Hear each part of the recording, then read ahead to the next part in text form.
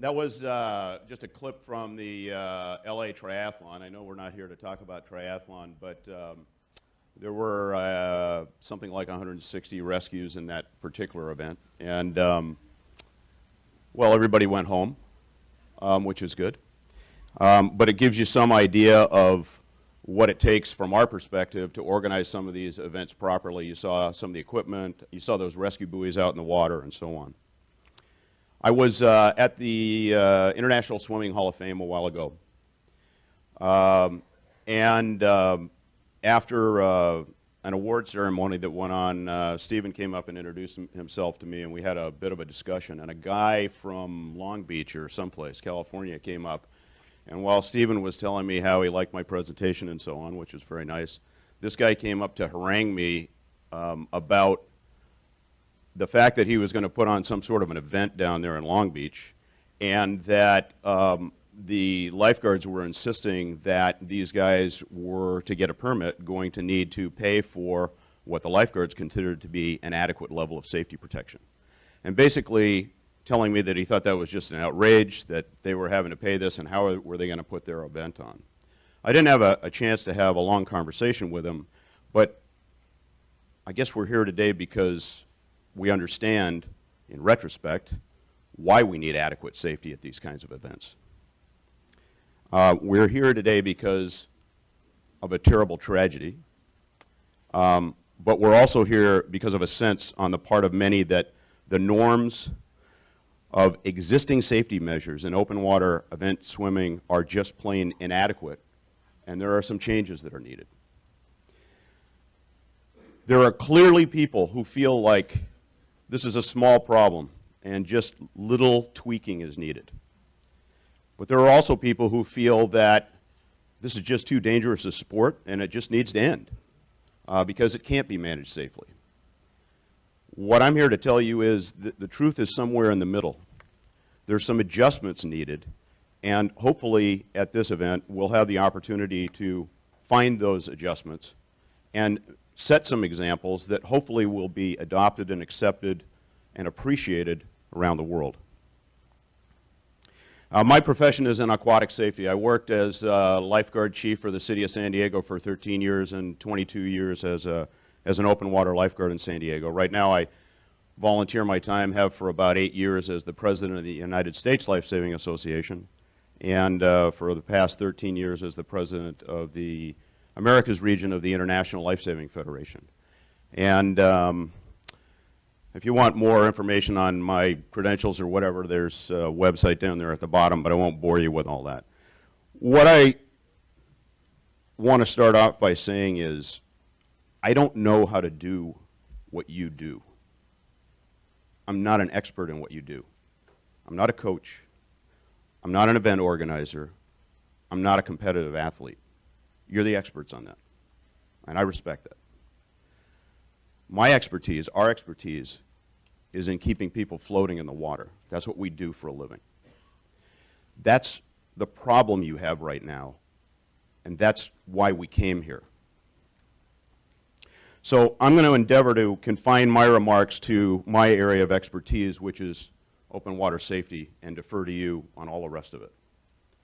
And I'd appreciate some possibility that you might return the favor.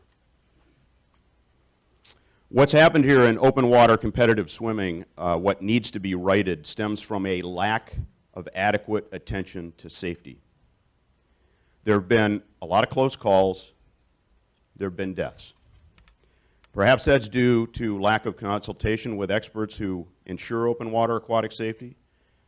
Perhaps it's due to a desire to do it on the cheap.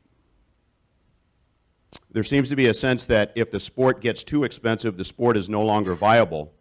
But of course, if the sport is viewed as unnecessarily dangerous, it's also no longer viable.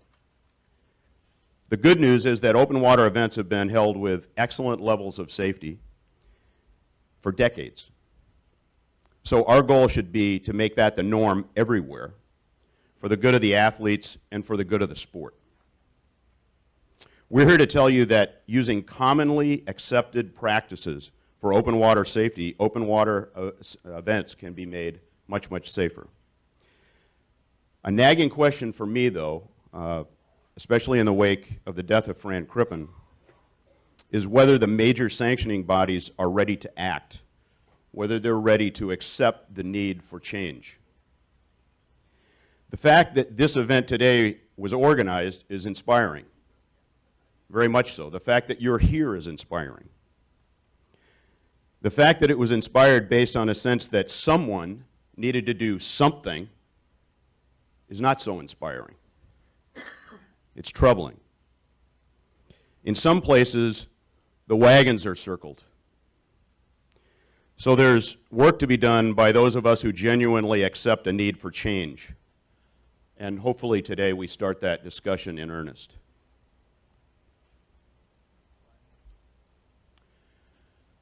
So I think there's a lot of people who feel that organizing a 10K swim should require about the same sort of safety as organizing a 10K run. You know, number of people, they compete, pay an entry fee, whatever. But the problem is that if somebody falls down or collapses in a 10K run, they fall to the ground. Somebody goes and picks them up. If someone collapses in a 10K swim, they may just disappear, which is apparently what happened to Fran Crippen. Just disappear. The simple reality is that it's far more complicated, more challenging, more labor intensive to keep people safe in an open water swim than in a run, in a bike race or some other land-based competition. But it's entirely possible. Every year, the United States Lifesaving Association collects statistics from lifeguard agencies around the country. Well over 100 report each year. Just to give you an idea, in the last year where we have full statistics, 2009, there were over 83,000 rescues from drowning by beach lifeguard agencies in the country. But one of the key statistics we solicit is, or two key statistics, is attendance and the number of drowning deaths in lifeguarded areas, lifeguard protected areas. And that's what that is. For every 18 million people who visit our beaches, estimated attendance, there's one drowning death in a lifeguarded area. So 1 in 18 million. Now we think that's a pretty good safety record. It'd be nice if it was better, but it indicates to us that we're doing a reasonably good job. So I wondered, how might this apply to your world, your events? And I took the same figures and estimated that the average open water event, and clearly I don't have a clue about this, but that the average open water event involved 300 competitors. And if you had that same safety record, then there should be one death for every 60,000 events. I'm not sure if you have that record, but it seems like that's where you should be, except it's not a fair comparison. And the reason it's not a fair comparison is that when we're safeguarding beaches where people just walk up, whoever they are, some of them are great swimmers, some of them are mediocre swimmers, some of them are non-swimmers, and that 1 in 18 million applies to all of them. In your case, these are competitive swimmers who ought to have a pretty good idea of what they were doing. But then let's move this to world-class events like the one in the United Arab Emirates, where there were under 80 competitors. At those places, the safety record should be impeccable. I just can't imagine, as a professional lifesaver, how you can lose track of somebody in an event with 80 people in it. So in this context, there seems to me to be no plausible excuse for what happened to Fran Crippen. I can't imagine it. So after the tragedy in the Emirates, the president of FINA was quoted by the Philadelphia Inquirer as stating, "All was under strict rules that exist in our competition, all was absolutely correct." He probably wishes he didn't say that at this point, but it gives you some idea of the mindset that we're dealing with here, and perhaps why we're here perhaps leading some change as opposed to that gentleman.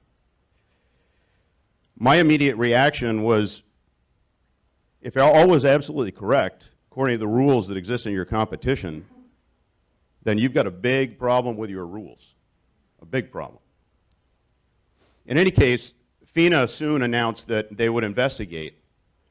And of course, I wondered, maybe some of you wondered, would it be a real investigation? Many were skeptical, including apparently USA Swimming, who said they were going to launch their own independent investigation. But a question for me was whether USA Swimming's own rules were any better than those of FINA's rules. Was this an exercise in finger pointing, or might there be some real positive outcomes?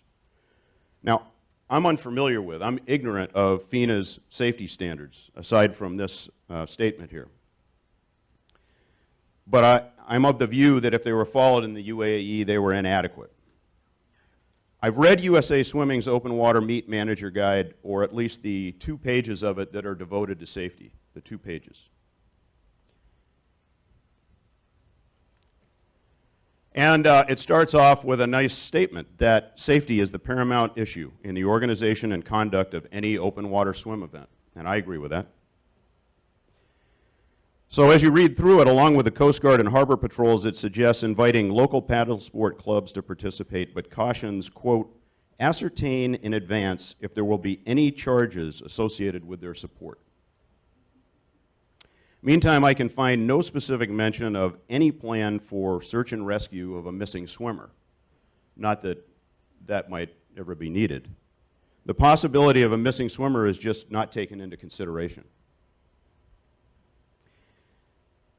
So the safety portion of the USA Swimming Plan cautions, do not try to do it alone. Try local Sea and Boy Scouts, civic groups, local swim clubs, boat clubs. Many will help for a shirt or their name and organization on the programs and press releases. Again, aiming to do it on the cheap here. There seems to be no mention anywhere of having lifeguards or people with training in open water rescue on the course. So I've got to ask, is safety the paramount issue? Is safety the paramount issue for either of these 2 organizations, or has it been?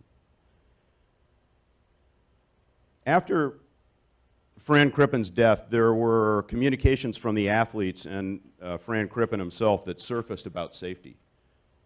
Many of you probably read some of the emails back and forth, the brainstorming that they had been doing before this tragedy, and some of them afterwards, about what really needed to be done to make these events more safe.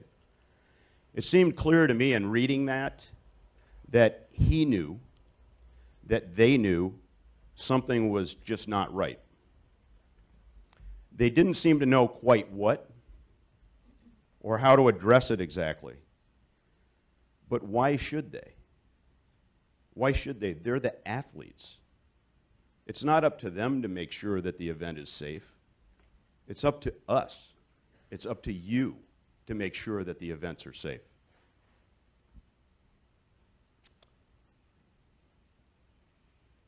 In October, FINA assembled a task force of 5 people to review that event in the UAE. And to their credit, they included, I'm happy to say, at least one open water safety expert who's the Secretary General of our international federation, the International Lifesaving Federation. I'm told that their recommendations are complete and have gone to FINA's board for review, including 40 recommendations that they refer to as Crippen recommendations to avoid similar accidents in the future. We will see, I guess, if they see the light of day and if they're meaningful and if they bring about change. I really don't know.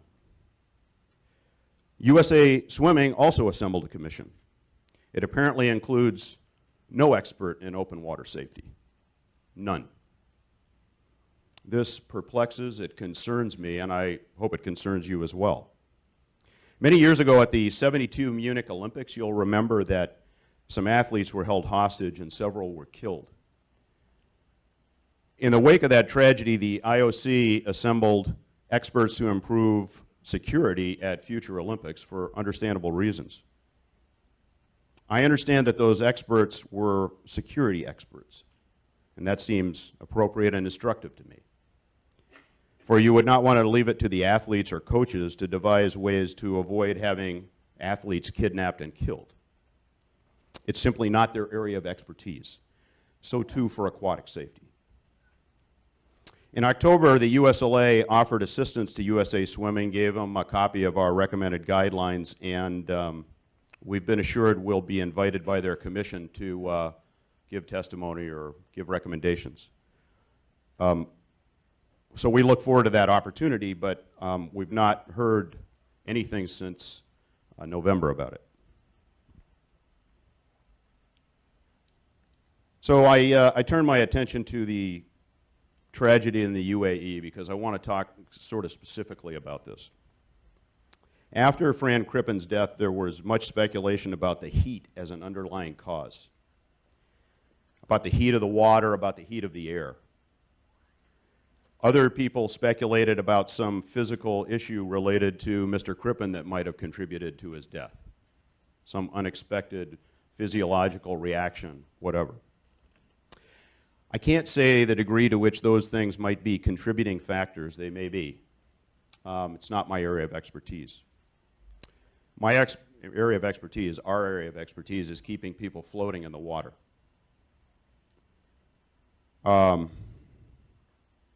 So I consider this whole thing about heat to be a complete diversion from the big picture.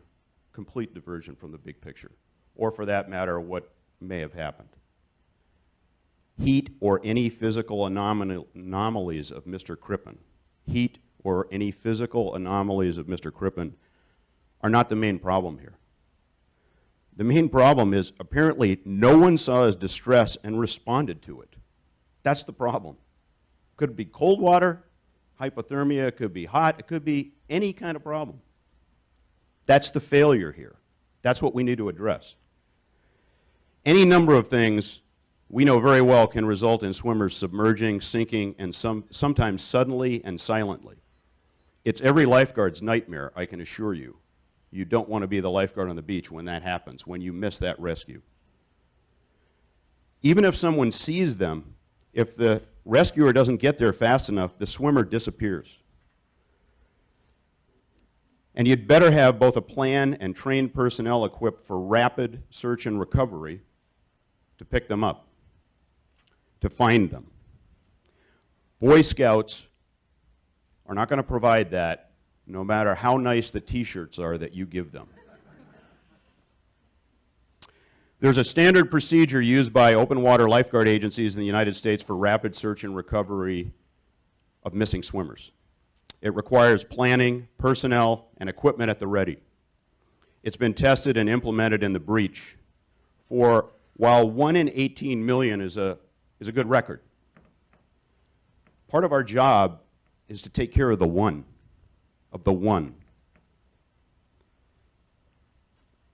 I've spent most of this talk critiquing the status quo. On the positive side, what we can offer you is what we've offered at no cost since 2005, which are recommended minimum guidelines for open water swimming event safety.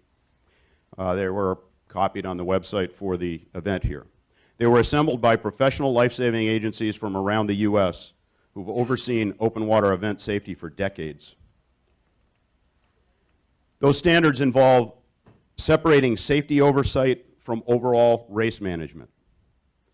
They involve pre-event safety planning, taking worst-case scenarios into account. They involve providing lifeguards in adequate numbers trained in the environment where the event's taking place, personal escorts in some cases, adequate medical services, adequate observation platforms so that the people observing the event can actually see down and see what's going on with the athletes, and so on. So what we offer is our help and support in creating norms and standards that truly, genuinely, sincerely make safety the priority. It may not be cheap and easy, but in any case, there are plenty of examples of places it's being done right. So the question is, can we find a way to make that the norm? In the limited time we've got this morning, we can't tell you everything we do to make the open water swims we watch over safe. What we can offer is some examples of how our affiliated agencies do it in a couple of cases. Hopefully these will open the door to some discussions and some possibilities of what we would recommend in terms of what you might be able to do to improve things. Ralph Godo, the Ocean Safety Administrator for the City and County of Honolulu, will give you a brief overview of how they do it there and some of the experiences that they've had and how they've learned from them. Lieutenant Greg Buchanan of the San Diego Lifeguard Service will then give you a similar overview of how the San Diego Lifeguards safeguard the La Jolla rough water swim and have been doing it for decades. Let's focus our attention on the safety of the athletes. Let's all acknowledge what we know and what we don't know. Let's leave here with a commitment to do right by the athletes. They're placing their trust, their safety, their lives in our hands. We owe them getting it right. And we can. Thank you very much.